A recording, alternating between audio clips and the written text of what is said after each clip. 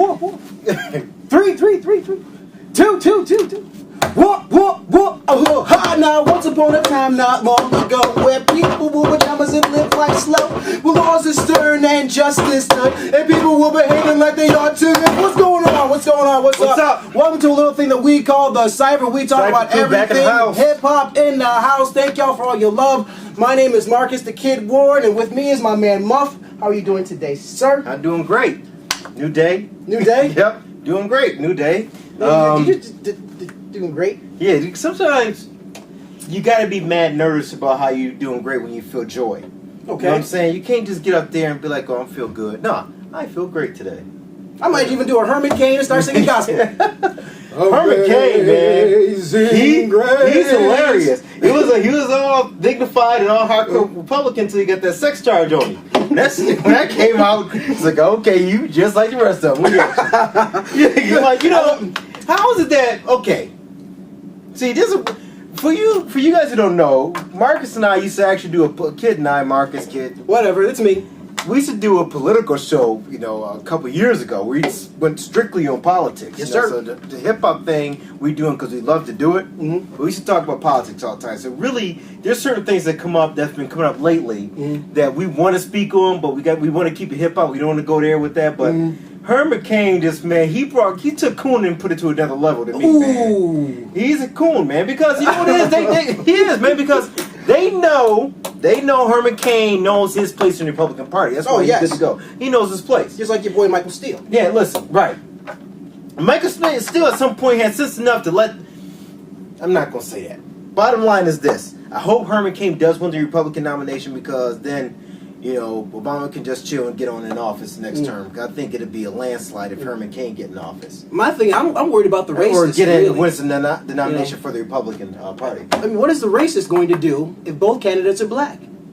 Well, I mean, what am I supposed to do? I usually vote Republican, but they got a nigger on the Republican Party. I think then assassinations will become buy one get one. Anyway, there's gonna be a Popeye chicken on every corner. Anyway, he sold pizza. He got. That's right. A black man. So directing your feet. I'm glad it was pizza though. I'm glad it wasn't chicken. You know what I'm saying? If it was chicken, I'm like, wow, you actually think no, if it was chicken, it would have been over. It would have been over. But then Rick Perry get up there with his drunk ass. Mm-hmm. I love him. I love Rick. You know what it is. You would think that. Because Obama's had some issues his first term. Obviously, was having a hard time getting health care passed.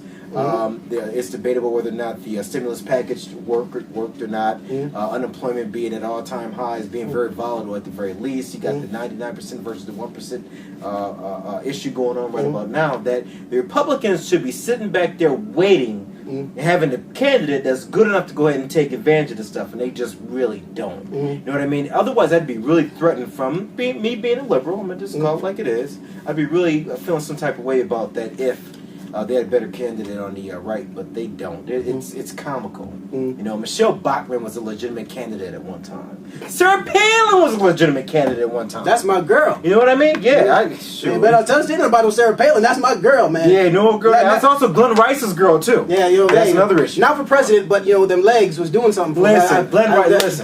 Listen. She like black guys. Hey. Hey. Especially back in 1988 when Glenn Rice was like knocking down threes. Anyway, let's keep it moving, dude. We've been in here for a few minutes already. We haven't even talked about it. We ain't even here for that. Yeah, you know what I'm saying? Anyway, we are the Cipher Crew. You can hit us up on our Facebook account. We are Kid and Muff 44@gmail.com. That is KIDANDMUFF 44@gmail.com. Also want to thank everybody for hitting us up on our Twitter account. We are also Kid and Muff 44 on Twitter. You can also hit us up on Facebook. We are the Cipher Crew. You can also hit us up on CLBTV. Check out CLBTV. Be a subscriber. Be part of the Cipher Society. We want you in here with us, son. Anyway, that being said, who's the first person to go look at check this out. Okay. Excited about today's review. We want to go into my man with brand new album, for the record, hot MC named Torae. Torae. Okay? Torae off the hook. And it's funny because a lot of times before we go into our reviews, what I like to do is I like to get the perspective from other writers on the internet, from different blogs, or publications, what have you, as to see what others have to say about the product. So I can just get some different views just from other people before I give my own view. I don't use their views to shape what I view, because I feel very strongly in what I feel about something. But I like to see where other people weigh in on things. Gotcha. But for the most part, man, I mean, the reviews that I've seen are pretty consistent about this album. Okay. And to the point where when you called me up about this album yourself, you said the exact thing that I was thinking. It's like, man, this reminds you of that old, like, an updated version of, 90s boom bap. Exactly. And that's not a bad thing, young people. A lot of times people think that we debate about this all the time. Oh, y'all old dudes, y'all don't know this, y'all don't know that. Look, man, at the end of the day, and here's what's, bear with, before I go into the actual album, let me digress here for a quick second, because I was talking to a couple of guys on my crew about this. And we're talking about the difference between younger guys in hip-hop and older guys in hip-hop. Okay. And if you ask a younger guy, depending on what your age is, who their top 2 or 3 MCs are going to be, it's going to differ, because their perspective, we talked about this beforehand, their perspective is going to start at a certain point. For instance, if you're about 31 years old, which is one of the guys on our crew, he's going to say, the nicest lyricist is probably Nas or Biggie. Okay? If you're younger than that, you're going to start at Big. Everything from Biggie on, you're going to know. You're not going to know anything beyond Biggie. Okay? Nas is like, Nas who? He old. That's what you're going to say if you're like in your 20s, probably. Not all y'all. I'm just saying some guys. And the older guys, it started off because me and this dude got into this argument over who was a better MC between Rakim and KRS-One. Oh, yeah, and it was a pretty. I mean, it got heated, and and this is what it was. And I'll get back to the point of what we're reviewing here, but we all. I mean, that's Rakim, KRS-One. That's like 1A. You know what I mean? And I don't want to go into the argument because that's a different show. But at the end of the day, that's what our perspective. That's where we begin as far as who our nicest MCs are, depending what our age group is. But the difference is with the younger guys. I noticed this. I think guys that are younger, like in their 20s, are not as passionate about music in general as guys that are in their 30s and 40s are passionate about music. You know what I mean? Because how many times have we gotten to massive discussions about just music in general, whether it be hip-hop or whatever it is, we went into detail about it, argued about it, went into, we were very passionate about where we came from. All younger dudes would say, if they don't like what they hear, they go, oh man, that's whack, man, this is, whatever, I like Waka Flocka, I like this, and they keep it moving from there. It's no big deal. They don't go into music beyond just what they hear on radio or what they see on the videos and that type of thing. Where we want to hear good albums. You know what I mean? We want to hear what the guy's influence was. With this music, and what his inspiration was with this, and comparing it to other stuff, and why is it dope? Why is it not dope? What is it he can improve on? All that stuff. Younger guys to me don't have that same type of conversation when it comes to music in general. You know what I'm saying? So that's a big difference. Getting back to Torae and the release for the record, this is a new album that kind of takes it back to, I want to make the entire album listenable. Because for my money, you can press play on this thing right here and keep it moving, go do what you got to do. You know what I'm saying? From beginning to end. The list of producers reads like 1995 to 2000. Word up. Diamond D, DJ Premier, Pete Rock, and for the younger guys, Ninth Wonder. What? And Crisis. Back for us older guys, Large Professor. All in your back. Younger dudes, Marco Polo, Ill Mind, Knots. Depending on where you at, what age group, whether you like him or not. Point of the matter is, it's dope. And it's funny because a lot of times when I see multi-producers on an album, usually the album is pretty much all over the place for me, and it doesn't sound cohesive. Where with this record right here, I think it's pretty consistent all the way through. It just works, man. And before I go into specific song, where are you at on this? Well, this album, just like you said, it plays all the way through, and there's no other way to describe the beats but just straight boom bap, which originates, in the 80s, but in the 90s, early 90s, that's what it was all about. This plays like a very mature type of album. It reminded me a lot of Album of the Year by Black Milk.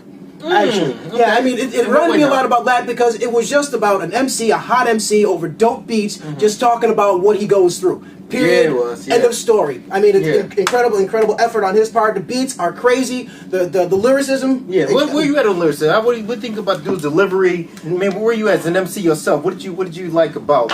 Oh, I love his flow. Love the cadence, and above all, which is really funny, I love the subject matter of this album. Yeah. You know, the subject matter. If it's something that I can relate to, or something that I might have gone through at one time, then I will sit down and I'll listen to this album. Like, for instance, I listened to the album, then I might go back, listen to it again, go back, and maybe listen to like little snippets of each song. Every time I listen to this album, I listen to every song all the way through. I couldn't stop listening. Wow. Very addictive, very, very strong project. And you know, it's just about real life, and it's about what this MC goes through. Torae sounds like something a Mexican say on a holiday. Torae! And you know, but you know, obviously very talented guy, and I think we're gonna see a lot more in this guy. Well, some of the specific songs in here, I'm gonna tell you what's banging. Okay, for me.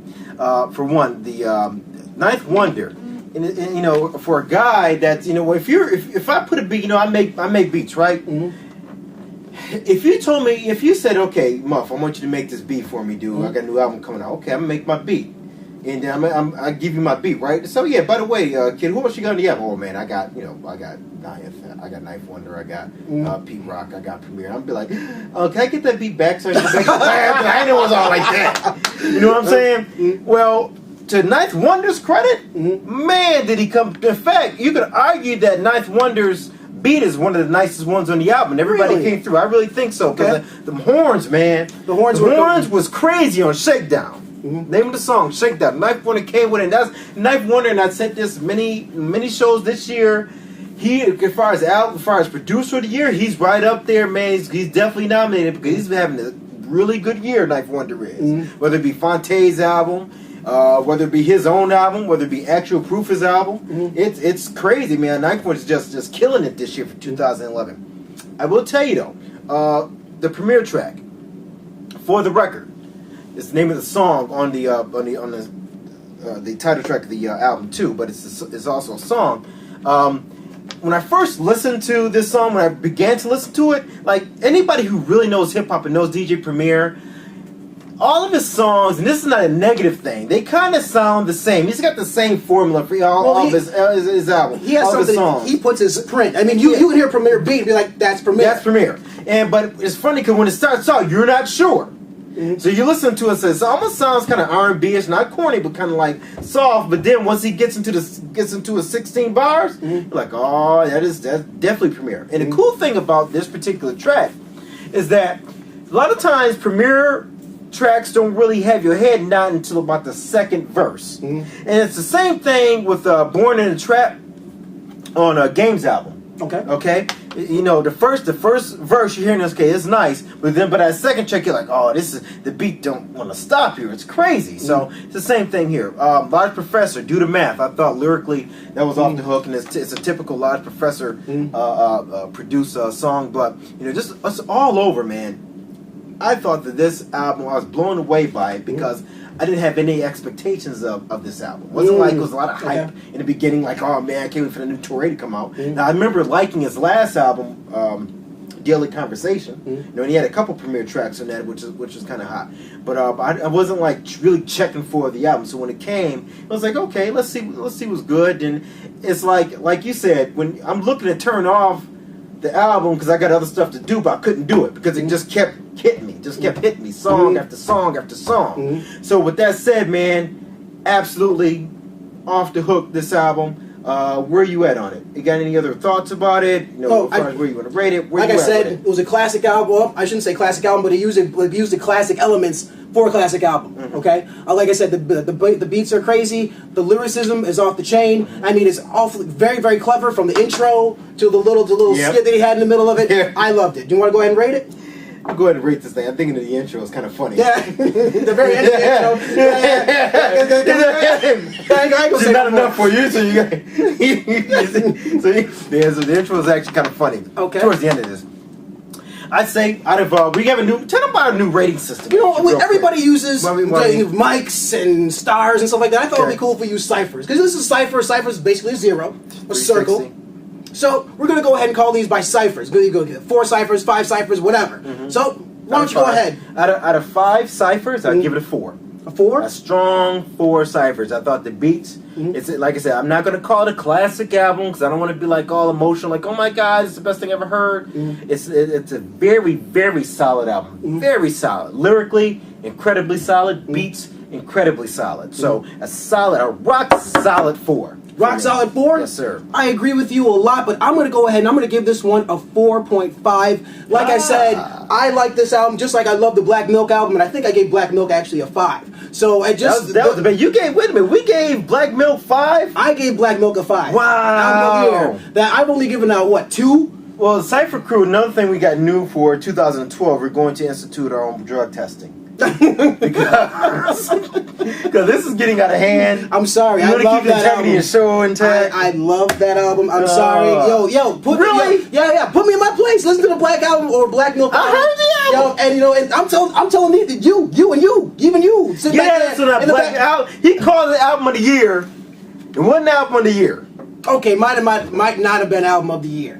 But it was a great album, and I'm like, okay, we're not talking about Black Milk right now. We're talking about Torae. 4.5. 4.5 for Torae. 4 for me. Yep. So, love the album. Peep it. It's off the hook. Amazing Grace. And do all that. Why? Because the Cipher said so, son. We out. Peace.